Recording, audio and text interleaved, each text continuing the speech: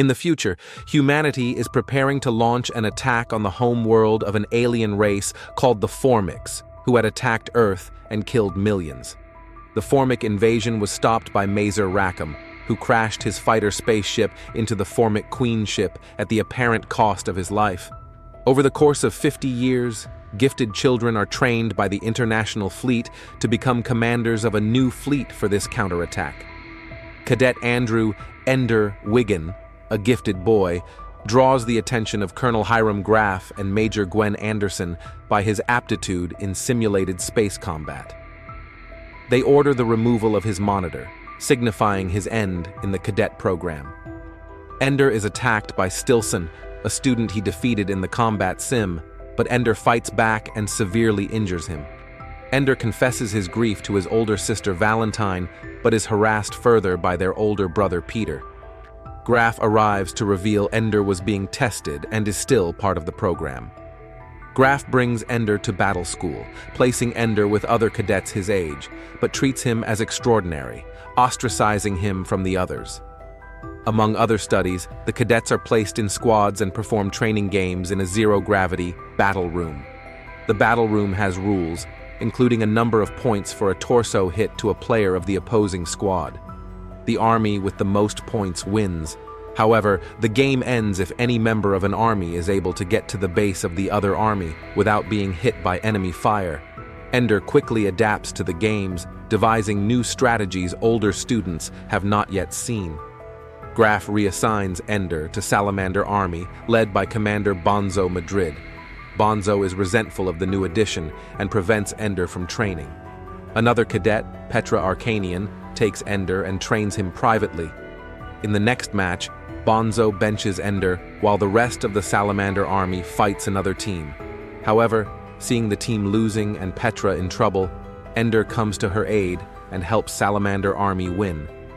Meanwhile, Ender plays a computerized mind game set in a fantasy world aimed to present difficult choices to the player.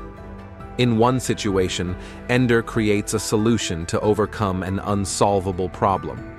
Later, he encounters a Formic in the game, and then a simulated image of Valentine entering the ruins of a castle. Inside, he finds another image of Valentine, but as he nears, it turns into an image of Peter before the game ends. Anderson notes these unusual additions to the game, seemingly altered by Ender's interaction with it. Graff promotes Ender to head his own squad, made from other students that have gained Ender's trust.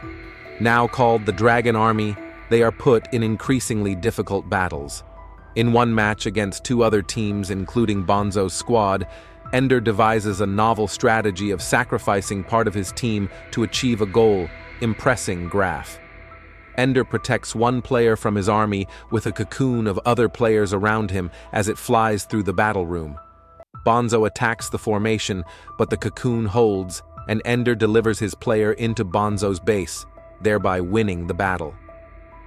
Bonzo accosts Ender in the bathroom after the match, but Ender fights back and mortally harms him. Distraught over this, Ender prepares to quit battle school, but Graff has Valentine speak to him and convince him to continue. Graff takes Ender to humanity's forward base on a former Formic planet near their home world. There, Ender meets Mazer Rackham, who explains how he spotted the shared mind nature of the Formics to stop the attack 50 years prior. Rackham noticed that the Formic battle formations had an epicenter in one particular ship, so he rammed his plane into the center of that ship, which disabled the entire Formic battle fleet. They also figure out that the epicenter ship had a Formic queen, much like the queen in the ant world, and there was perhaps another queen on the Formic world, which if killed would disable the entire Formic fleet. Ender finds that his former squad members are also here to help him train in computerized simulations of large fleet combat. Squad members include Petra, Bean, Alai, and Bernard. Rackham puts special emphasis on the fleet's molecular detachment MD device that is capable of disintegrating matter. Ender's training is rigorous, and Anderson expresses concern they are pushing Ender too fast. Graff notes they have run out of time to replace Ender. Ender is taught how to control the strategy of the battle, while leaving the tactical decisions to his fleet commanders.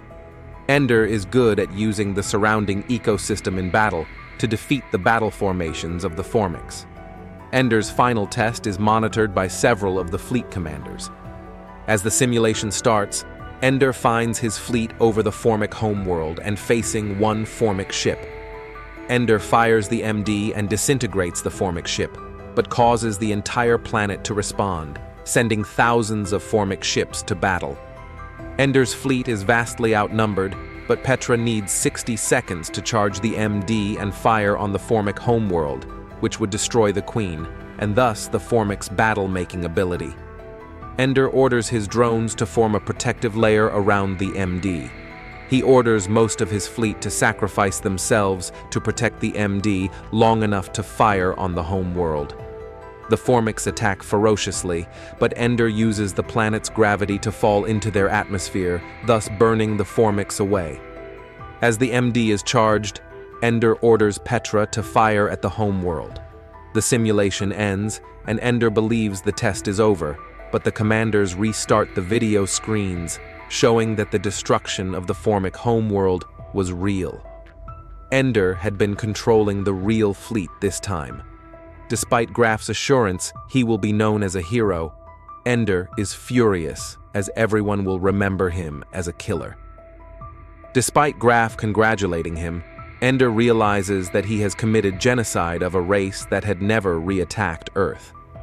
While asleep, Ender is awoken by the Formic Queen and directed to a Formic structure nearby, appearing similar to the ruined castle from his handheld game.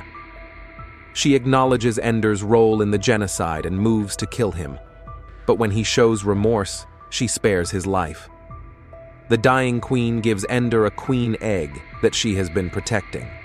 With the war ended, Ender is promoted to admiral, given a small ship, and left to his own devices. In a letter to Valentine, he confides that he is going into deep space, determined to find a suitable planet to start a new Formic colony with the queen egg. Thanks for watching. Subscribe, like, share, and comment. See you on the next recap.